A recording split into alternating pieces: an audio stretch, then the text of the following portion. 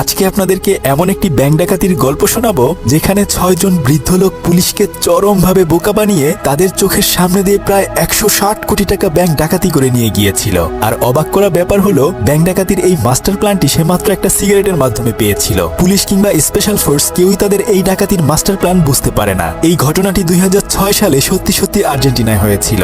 এখন পর্যন্ত আর্জেন্টিনার ইতিহাসে এমন পারফেক্ট ডাকাতি আর কোনোদিনও হয়নি। আমাদের আজকের গল্পটি সেই সত্য ঘটনার উপর নির্মিত the heist of the century movie থেকে নেওয়া হয়েছে। তো চলুন দেখে আসি সেই চুরির অসাধারণ এক মাস্টার প্ল্যান। ফার্নান্দো খুবই ঠান্ডা মাথার একজন মানুষ। অবসর সময়ে সে টুকটাক ছবি আঁকে, আর এর পাশাপাশি সে একটা মার্শাল আর্ট প্রশিক্ষণ কেন্দ্রে মানুষদেরকে প্রশিক্ষণ দেয়। তবে সে মাঝে মাঝেই ছোটখাটো চুরি করে।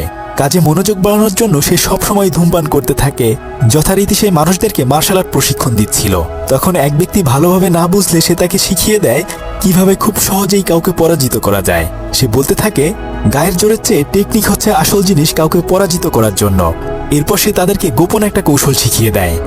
রাতের বেলায় প্রশিক্ষণ শেষে সে যখন বাসায় ফিরছিল, তখনই হঠাৎ করে বৃষ্টি শুরু হয়ে যায়।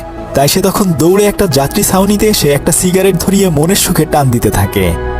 আর তখন কোথা থেকে আচমকা একটা গাড়ি এসে তাকে ভিজিয়ে দেয়।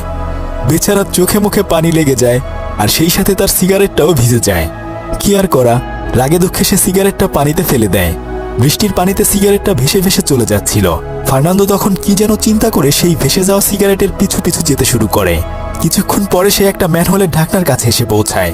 আর এরপর সে পিছনে তাকিয়ে দেখে যে এই ম্যানহোলটি সোজা ব্যাংক অফ রিও থেকে এসেছে। সে তখন দৌড়ে ওই লাইনে থাকা এক একটা ম্যানহোলের কাছে যেতে শুরু করে।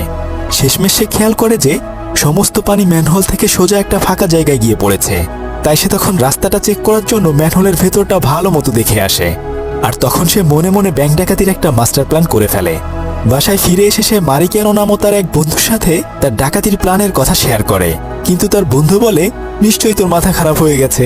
ছোটখাটো চুরি করা আলাদা জিনিস, আর ব্যাংকে চুরি করলে আমরা সবাই ধরা খেয়ে যাব।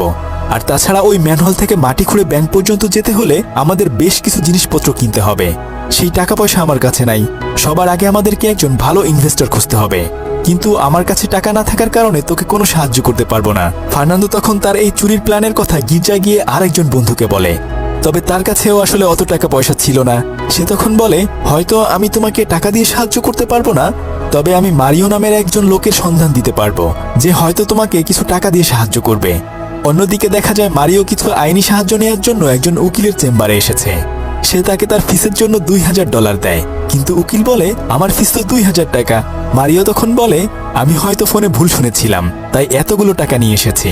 আপনারা সবাই জানেন ডলারের দাম তো এমনিতেই অনেক বেশি। তাই মারিও তখন বলে, দেখুন, এতগুলো টাকা নিয়ে বাড়িতে ফিরে যাওয়া আসলে আমার পক্ষে সম্ভব নয়, কেননা এটা আমার জন্য অনেক বেশি রিস্ক হয়ে যাবে। তাই বরং এই টাকাগুলো আপনাদের ভোল্টেই জমা রেখে দিন, আর পরবর্তীতে আমি আমার টাকাগুলো আপনার কাছ থেকে নিয়ে গেলাম। মহিলাটি তখন তার কথায় রাজি হয়ে যায়।